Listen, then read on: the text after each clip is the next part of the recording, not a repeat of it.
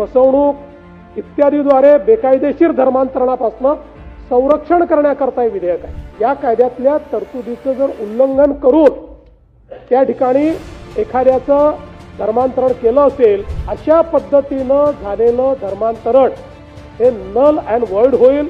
हे धर्मांतरण झालेलं नाही।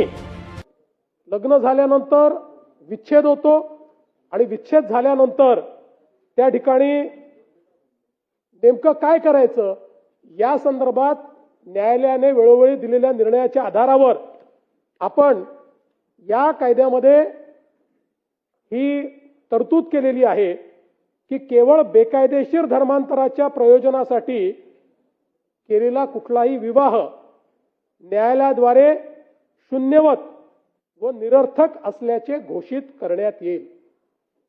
नल अँड वॉइड कोण घोषित करेल? न्यायालय घोषित करेल।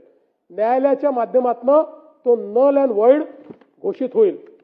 आणि बेकायदेशीर धर्मांतरणामुळे एखादा बालक जर जन्माला आला असेल तर त्या बालकाला कुठल्या जातीचं धर्माचं मानण्यात यावं, तर आई बालकाची ज्या पूर्वाश्रमीचा तिचा जो काही धर्म होता तोच त्या मुलाचा धर्म मानण्यात येईल। तथापि आई आणि वडिलांच्या मालमत्तेमध्ये उत्तराधिकार मिळवण्याचा हक्क मात्र त्या बालकाचा त्या ठिकाणी कायम असेल।